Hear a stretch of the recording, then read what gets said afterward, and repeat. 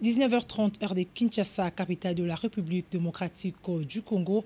Monsieur Zeda, merci de nous recevoir dans vos maisons pour vous informer. Bonsoir et bienvenue à cette nouvelle livraison d'informations qui s'ouvre avec cette nouvelle.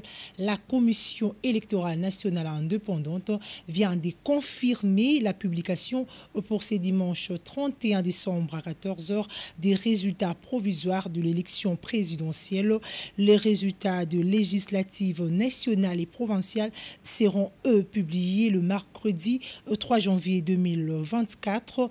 Rappelons qu'après les dernières compilations, Félix-Antoine Tshisekedi reste en tête avec 11 854 813, soit 72,42%. Il est suivi de Moïse Katumbi Chapoué avec 18,64% et Martin Fayulu avec 5,3%. Et puis, grogne dans la ville de Bunia, nous sommes dans la province de l'Ituri. La population était dans la rue pour contester le résultat partiel de l'élection présidentielle de 2023, publié jusque-là par la Commission électorale nationale indépendante. Elle dit ne pas s'y retrouver dans les chiffres publiés par la centrale électorale. De nombreuses personnes ont envahi les rues de la ville de Bunia, dans la province de l'Ituri, ce 30 décembre 2023. Elles fustigent le résultat partiel publié par la Commission électorale nationale indépendante concernant l'élection présidentielle. En croire leurs propos, à Bunia, on n'a pas voté pour Félix Tshisekedi, plutôt pour le candidat numéro 3, Moïse Katumbi.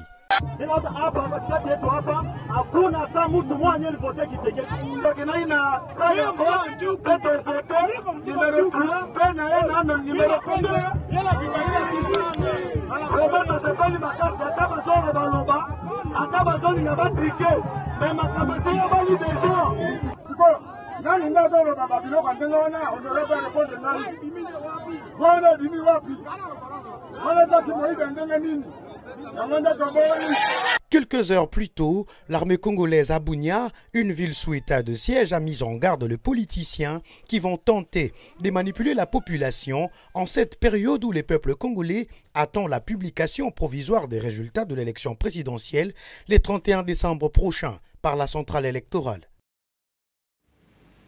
D'une province à une autre, dans la province du Nord Kivu, l'armée met en garde tous ceux qui vont tenter de mener des actions pour contester le résultat des élections générales organisées en République démocratique du Congo le 20 décembre dernier. C'était lors de la réunion de sécurité présidée par le gouverneur militaire du Nord Kivu dans la cité des Saké, en territoire de Massissi.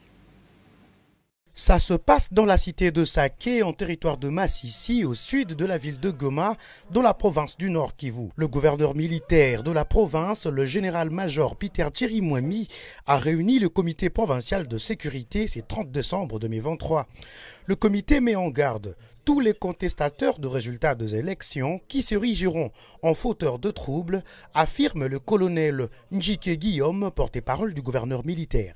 C'est le fait que les élections se sont très bien passées ici chez nous et que tous ceux qui veulent contester, n'est-ce pas, les résultats de ces élections savent quelle voie emprunter. Il s'agit de la Cour constitutionnelle et nous éviter, n'est-ce pas, des désordres dans la province parce que déjà nous sommes une province en guerre. Plusieurs autres questions ont été abordées au cours de cette réunion de sécurité, notamment celle de l'insécurité accrue à Saké due aux menaces de rebelles du M23. Le lieutenant-colonel Njike Guillaume Kaiko a parlé du déplacement de camps de déplacés comme piste de solution. Il existe une certaine promiscuité entre les camps de déplacés, n'est-ce pas, ceux qui ont fui la guerre en profondeur de Massissi et qui se trouvent ici à Saké. Il existe une certaine promiscuité entre eux et les militaires et le patriote du fait que nous sommes dans une zone opérationnelle.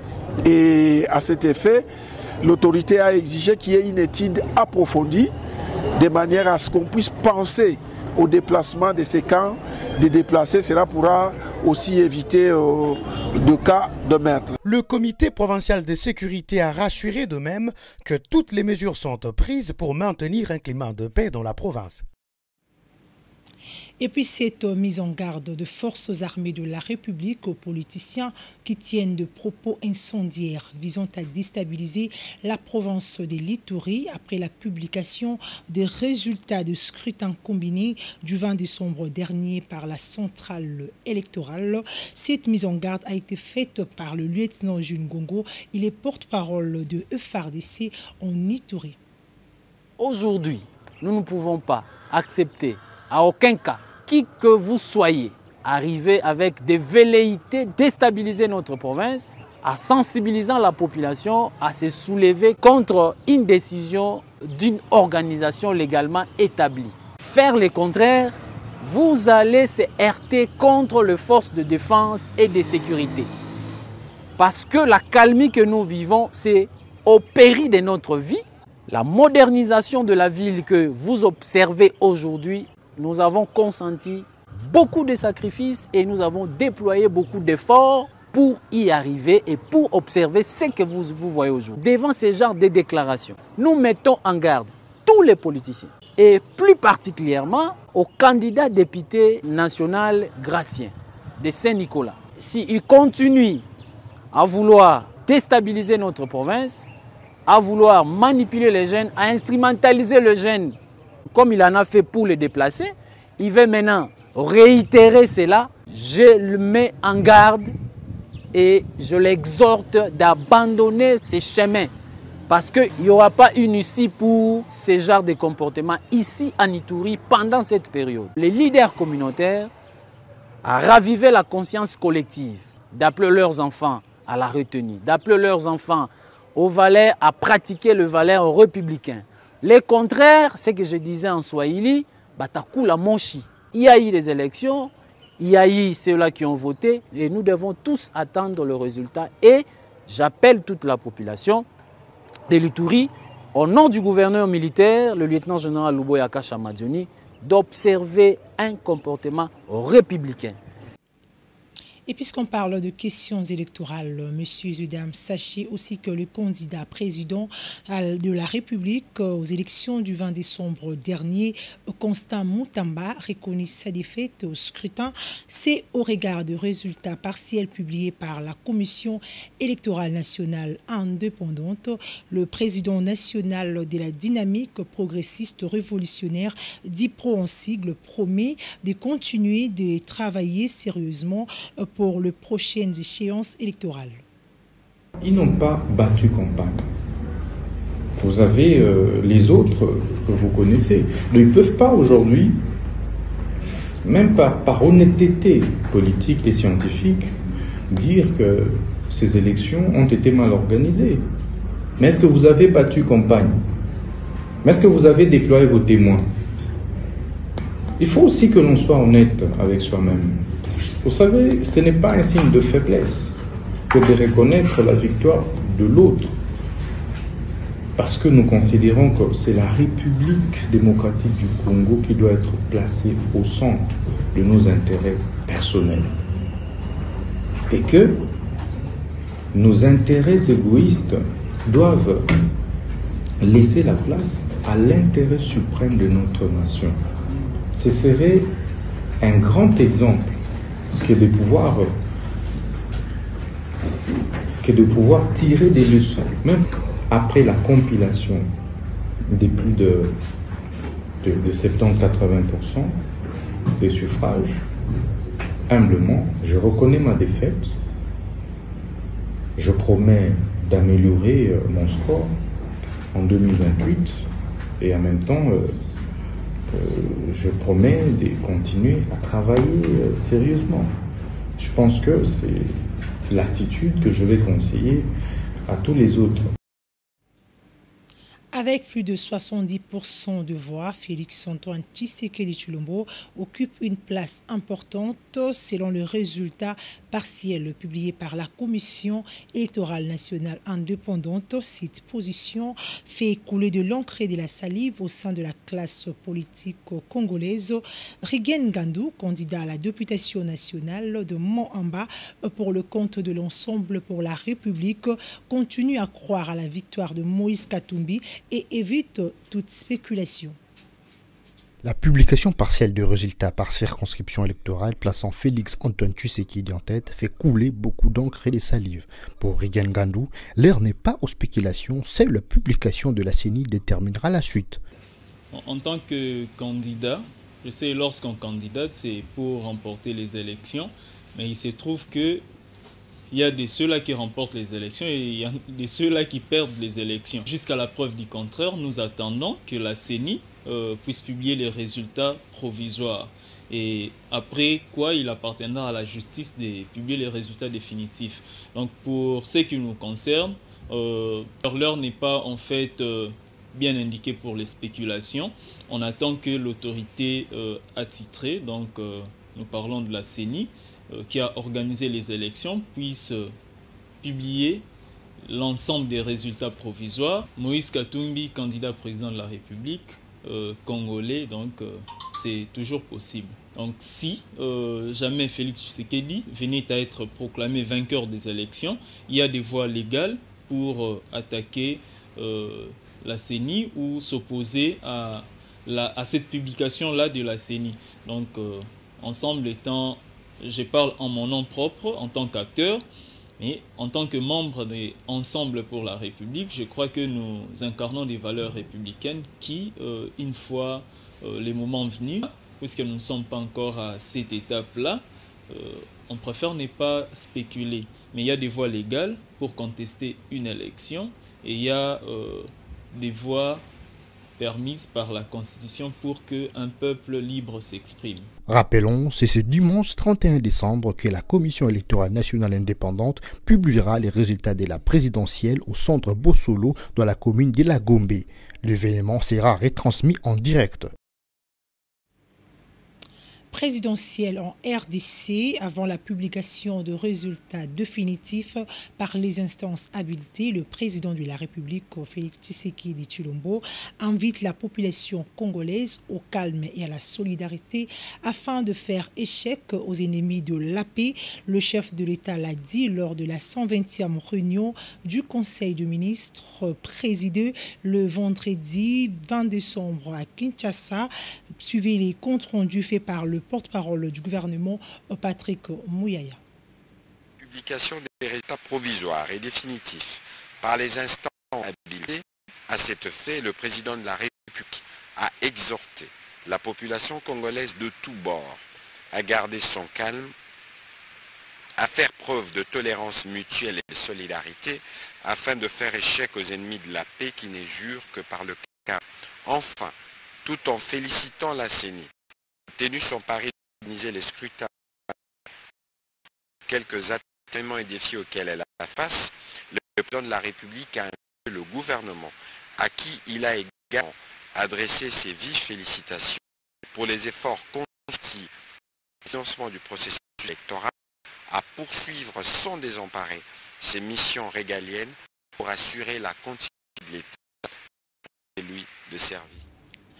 Et puis on reste dans ce même registre de la réunion du Conseil des ministres.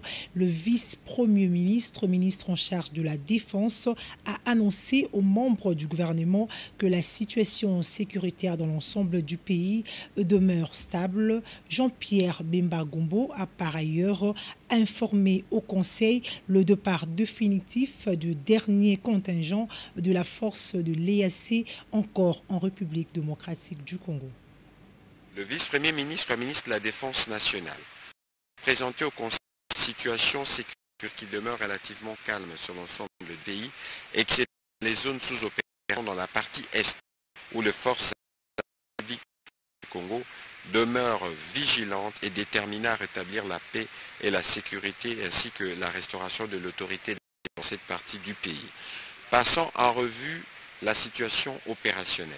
il a porté à la connaissance du Conseil que l'ennemi de la République, après la trêve observée, a repris l'offensive contre nos vaillantes forces le 21 décembre 2023 aux environs des sacs en territoire de Massissi. Nos vaillants militaires y font face. Il a en même temps informé le Conseil du départ définitif du dernier contingent qui restait de la force régionale de la communauté de l'Afrique de l'Est. L'insalubrité dans la ville de Kinshasa bat de plus en plus son plein en dépit des opérations d'assainissement lancées par le gouvernorat provincial. Le président national de l'ordre de techniciens d'assainissement, ingénieur Roger Baka, lance un appel aux autorités attitrées pour les associer dans la lutte contre cette insalubrité. Notre structure est importante parce que notre structure a la solution à tous ces problèmes-là. C'est notre vécu quotidien, c'est notre exercice quotidien. Si aujourd'hui, on nous met face à nos autorités et qu'on nous confie cette responsabilité, je vous dis, dans les heures qui suivent, dans les minutes qui suivent, il y aura une piste de solution. Nous allons commencer par l'éducation météorologique, sensibiliser les gens d'abord sur le mental. Et après, on va passer aux actions si on met des moyens. Ouais, parce que l'assainissement, ce sont des moyens. Mais quand vous allez prendre, par exemple, les gens qui viennent de l'extérieur, vous dépensez beaucoup d'argent. Et pour quel but? Ils travaillent de façon sectorielle. Mais nous savons que l'assainissement est multisectoriel et transversal. On trouve l'assainissement un peu partout.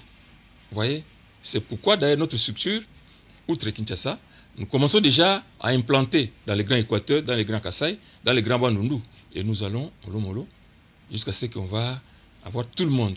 D'entrer en œuvre, j'ai dit nous sommes auxiliaires du pouvoir public. C'est l'État qui doit financer nos actions. Vous voyez? L'État ne finance rien. Et quand on toque à la porte, on ne nous reçoit pas. Le secrétaire, j'ai un peu vous donner la liste des lettres que nous avons écrites pour qu'on puisse nous recevoir. On nous a besoin de la fin de nous recevoir. Un peu partout. Et on n'a pas compris ce pourquoi. C'est pourquoi nous commençons par votre chaîne ici, qui reçoit tout le monde, pour que les gens nous entendent. Et très souvent, quand on parle de l'assainissement, c'est sans nous. Or, nous sommes des partenaires majeurs. On doit nous impliquer dans tout ce qui est assainissement. Parce que c'est ce que nous avons fait comme études à l'université. Vous voyez ça? On n'a pas fait les droits, on n'a pas fait la mécanique, on a fait l'assainissement. Et l'assainissement, ce n'est pas une mince affaire. L'assainissement, c'est profond, c'est beaucoup de choses. J'ai eu à le dire ici que lorsqu'on conçoit une ville, il faut qu'il y ait des ingénieurs d'assainissement. Parce qu'on doit voir toutes les eaux qui ruissellent doivent aller vers les cours d'eau. Et ça, c'est l'affaire des techniciens d'assainissement. Les avenues, il y a des pentes. Quand il pleut, ça doit tomber dans les caniveaux. Ça, c'est l'affaire de l'ingénieur d'assainissement. Les fosses septiques, tout ça, on doit concevoir ça dès qu'on conçoit une ville. Mais malheureusement, ici chez nous, les gens nous prennent comme des lèche-bottes, ils nous négligent, ils pensent qu'on est encore à l'époque coloniale où il y avait la police sanitaire et tout ça. La population du Congo lance un SOS aux autorités compétentes pour la réhabilitation, mieux la construction d'un nouveau ouvrage sur la rivière Kwenge. L'ouvrage en place qui relie le territoire de Kayemba et Kasongo-Lunda est dans un état de délabrement très avancé. La situation qui rend difficile la circulation de population de deux contrées. Affaissé et troué de part et d'autre, le pont Kwenge jeté sur la rivière portant le même nom est dans un état de délabrement très avancé. Nous sommes dans la province du Congo. L'état vétuste de ces ponts qui relient deux territoires, dont Kasongo-Lunda et Kayemba, est devenu un sujet d'inquiétude pour les usagers de cet ouvrage. Impossible de circuler en toute tranquillité sur cette infrastructure, chose qui pénalise tant la population que le commerçant. Pont oyo bozomona oyo Maya Kwenge. Eza pont oyo ezo relié entre les deux territoires. Na ngambo à gauche ne toza boye territoire ya Kasongo-Lunda eye kosuka awa. Na ngambo pont wana bozomona esobe wana juste soko kati pont komi na ngambo eza territoire ya Kayemba. Alors tozo ko senga na gouvernement central soki moyen ezali pont oyo ekoka kozala na état oyo te. Pont oyo vraiment ezo relié deux territoires na biso ya minene. Tozo senga na gouvernement na biso atie la biso ba moyen pont oyo kozala métallique. Problème na biso eza nini? Net biso doit batindikea.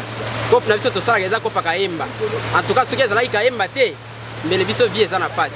tokoka te totindika bavelo tina kenge obie tina kikwiti tozokoka te eloko ezosunga biso eza kayemba aza tout plein angola biso moko bato tozobongisa epuis moto azozwa lokano ya kobongisa mpo oyo eza bacommerçant oyo baza na kayemba baza na susi bayeba pasoli banzete batie mpo oyo mpo esoutenir le peuple congolais. Ces ponts font partie de voies qui facilitent les trafics aisés de populations de deux contrées voisines.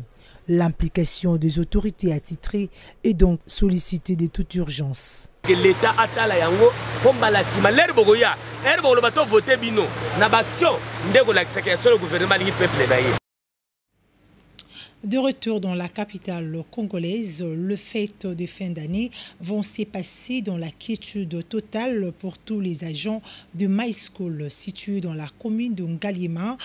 Impliqués dans la formation des élites congolaises de demain, les employés de cet établissement scolaire ont bénéficié le week-end de vivres et non-vivres de la part du promoteur de cette école, Eliezer Ntambouimpoché. Tout détendu, les promoteurs de High My School, l'honorable Eliezer Ntamboué, a voulu clôturer en beauté l'année civile 2023 avec le personnel de cet établissement scolaire. Ce dernier ne s'est pas promené même produit dans sa gibecière, le vivre et non-vivre. D'abord, le promoteur de High My School a présidé une réunion évaluative avec tous les agents avant de leur présenter ses vœux le meilleur. Il les a exhortés ainsi à travailler dans l'amour et l'unité. Alors, c'est une façon de faire cet échange de vœux et je peux vous souhaiter meilleurs vœux. Et vous avez une année de prospérité, une année de longévité et que ceux qui prient continuent à prier. En priant, rappelez-vous de notre pays qui est un peu secoué par beaucoup de choses, mais surtout, j'insiste sur l'unité parce qu'une équipe divisée devient toujours instable. Et comme je l'ai toujours dit, je l'ai dit à mes collaborateurs de Tukumiwapi, que quand Dieu crée des circonstances pour que vous soyez ensemble, acceptez cette relation que Dieu met à votre possession. Personne n'a la clé de la vie. Vous ne savez pas qui deviendra qui. Dans ce pays, il faut toujours entretenir des bonnes relations. Certes, là où se trouvent les humains, il y a toujours un peu de conflits et des incompréhensions. Cherchant à minimiser les incompréhensions, cherchant à minimiser les conflits, privilégier l'unité. C'est ce qui fera que vous soyez forts. Cette rencontre a été ponctuée par la remise de vivres et non-vivres aux agents, le tout dans une ambiance très conviviale. Une telle action restera gravée dans la mémoire de tous les agents de High My School. Bonne et heureuse année à toutes et à tous. L'actualité en dehors de nos frontières, attaque d'un village au Burundi par le rebelle à la veille de la Noël. Le président burundais Evariste Ndayishimiye accuse son homologue rwandais Paul Kagame de financer le groupe armé Red Tabara pour déstabiliser le pouvoir démocratiquement élu. Le président burundais s'est dit par ailleurs prêt à dialoguer afin de régler pacifiquement les conflits à la base de ces actes ignobles. Les accusations portées par le président burundais contre le Rwanda mettent en évidence les risques posés par le soutien apporté aux groupes rebelles et la déstabilisation de la sécurité dans les pays voisins. Paul Kagame d'abriter et de soutenir Red Tabara. Il y a eu des discussions, mais elles n'ont rien donné parce qu'ils nous auraient donné ces rebelles hébergés à Kigali si les négociations avaient abouti à quelque chose. Ces jeunes reçoivent un abri, de la nourriture, des bureaux où ils travaillent et de l'argent du pays dans lequel ils vivent, qui est le Rwanda. Je conseillerais au pays du Rwanda de se rendre compte qu'en continuant à nourrir et à héberger une personne qui tue des bébés, ils créeront de la haine entre les peuples des deux pays, car il n'est pas compréhensible de nourrir quelqu'un qui tue ensuite un enfant. Le Burundi appelle à une résolution pacifique de ces conflits, encourageant les dialogues et les négociations diplomatiques pour trouver une solution mutuellement bénéfique. Évariste Ndayachimiye espère que des efforts conjoints permettront de parvenir à une résolution pacifique de ces différends et à une stabilité durable dans la région. 30 décembre 2006, 30 décembre 2023, 17 ans se sont écoulés depuis que l'ancien président irakien Saddam Hussein a été exécuté par pendaison après sa condamnation à mort par le tribunal spécial irakien pour le massacre de Dujaï. Celui qu'on appelle affectueusement Abu Udaï a dirigé l'État irakien de 1979 à 2003. Aussitôt lancé, aussitôt fini, l'opération au beige rouge a réussi à emmener à quelques minutes les militaires américains jusqu'à la cachette de Saddam Hussein, pourtant traqué durant 9 mois. C'est dans un trou de souris d'à peine 2 mètres de profondeur que l'ancien président irakien a été saisi par les forces américaines. Dans sa jubbessière, 750 000 $ américains, 2 Kalachnikov et un pistolet ont été découverts. Méconnaissable, barbu et affaibli, Saddam Hussein est sorti sans résistance et s'est rendu aux militaires venus le capturer. Un soulagement pour les États-Unis, mais une douleur pour l'Irak qui jusqu'à ces jours vit dans une insécurité grandissante. Quelques jours après son interpellation, Saddam Hussein sera jugé et reconnu coupable de crimes contre l'humanité par le tribunal spécial irakien pour le massacre de Dujal le 30 décembre 2006. Il sera exécuté par pendaison à la base militaire conjointe irako-américaine de Camp Justice située à Kaizaiman, une banlieue nord-est de Bagdad. Les avocats de Saddam Hussein ont qualifié ce procès de violation flagrante du droit international. Puis dans le cadre de festivités de fin d'année, Baron Bessana, assistant du conseiller diplomatique de l'opposant congolais Moïse Katumbi, réitère son engagement au chairman. Il a par la même occasion présenté ses vœux à Moïse Katumbi Chapwe et à tous les membres de l'Ensemble pour la République. Cher Président, en cette fin d'année 2023, une année qui a connu le grand enjeu démocratique durant laquelle vous avez démontré votre amour pour le pays, je viens par la présente renouvelée exprimer mon indéfectible soutien à votre personne. Je viens par la présente renouvelée exprimer mon indéfectible soutien à votre personne ainsi qu'à votre vision. Vous avez su défendre nos valeurs, nos idées et notre projet pour la République avec courage, conviction et détermination. Vous êtes un modèle pour la jeunesse congolaise et un visionnaire pour notre nation. Je suis fier de faire partie de votre équipe et votre famille politique. Je vous réitère ma confiance et ma fidélité pour l'année 2024 qui s'annonce décisive pour l'avenir de notre pays. Je reste disposé, toujours prêt à vous suivre et à vous aider dans tous les défis afin de les relever ensemble. Je profite de cette occasion pour saluer la bravoure, l'excellence et la loyauté de vos proches collaborateurs, notamment le directeur de cabinet Olivier Kamitatou, fidèle aux valeurs républicaines et démocratiques pour l'intérêt de la patrie. Salomo Kalonda, traqué et détenu par le pouvoir comme une bête fauve, mais qui fait preuve d'une grande résilience et résistance. Mike Mukebai, chantre de la liberté d'expression et des droits de l'homme, étouffé par le pouvoir. John Bongi, discret diplomate. Ces derniers nous inspirent davantage dans notre lutte. Je vous souhaite une excellente année pleine de succès et de bonheur, avec toute mon admiration. Voilà, c'est par ces communiqués que nous bouclons complètement cette session d'information coordonnée par Elvire Mabiala, Merveille Congo, le tout sous la supervision des grévistes Tekila Zaya.